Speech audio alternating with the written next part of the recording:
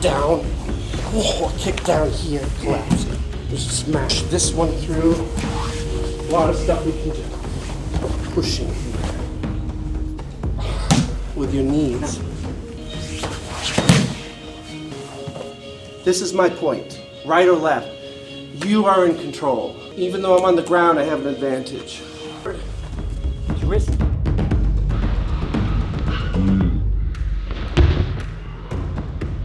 Here, straight up. Just push. These katas all have variations to them, like uragata ichi, uragata ni. So the katas often have 3 or 4 variants because they want you to be well-rounded for any type of occurrence. You learn the base kata as a pattern, but then it breaks down and changes depending on what he does. Does he kick left, right? Does he try to mount at the end? Does he have a weapon? Does he have friends with him? All of these change the kata. But you have to learn the alphabet before you start to write, correct? Yes, sir. So you learn A, this is A, how you do it. That's the shu, and then you break away later. Later doesn't mean later that night, it means years later you break away. The more variations I show, it'll be more confusing for you, but that's the whole point. Confusing yourself with enough muscle memory so that out on the street you'll react. Again, very few people sit this way, modern day America. What if I'm in a left Fudo za instead of a right? So my left leg is here in my armor. Move this position. So this came up and posted. You see where I am? I block as best I can with my body. It's not going to hurt. And then from here, as I post, this will come up and kick the groin with the left kick.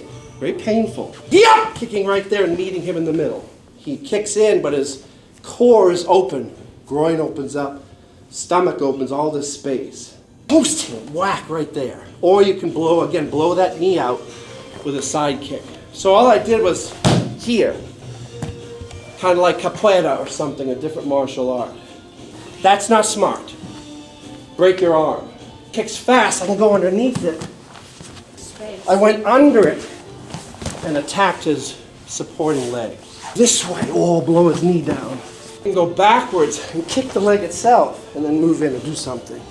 Bang! Punching there, coming in here, hooking this down. Very painful, moving into a mount from here. Dumb, smarter, smartest, right there. Smashing his toe. A lot of stuff.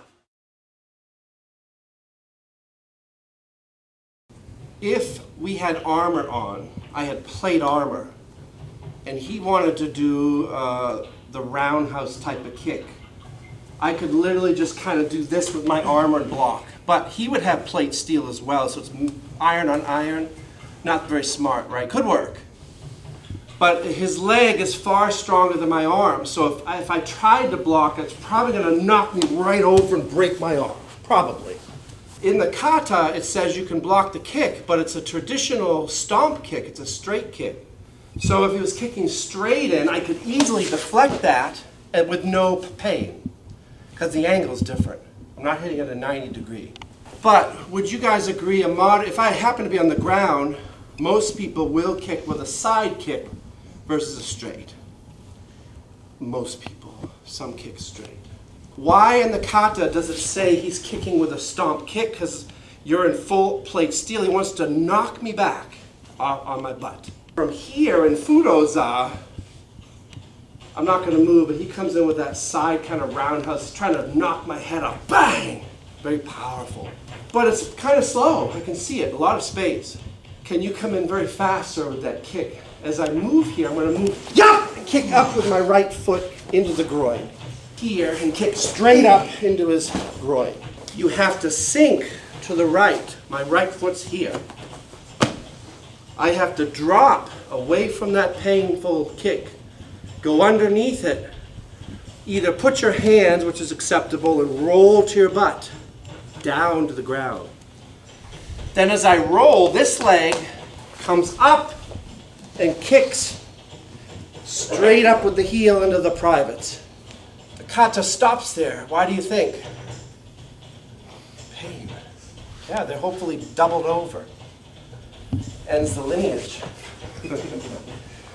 Yeah, whoop! Kicking as hard as you can. Up. I'm stopping for his safety.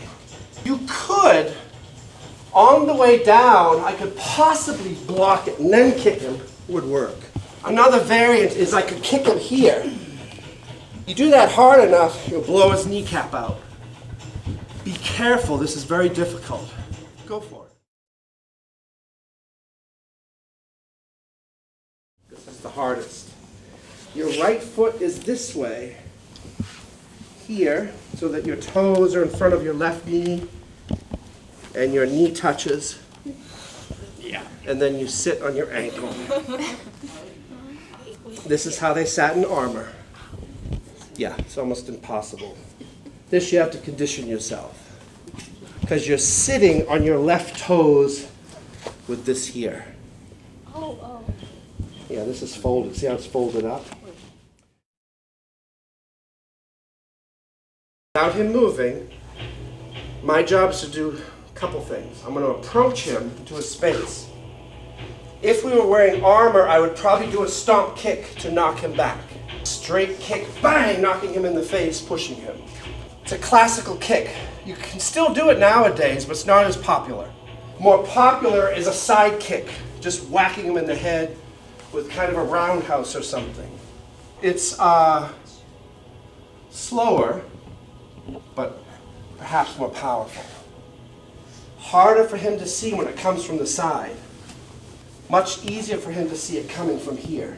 See the difference? But I want you to practice both.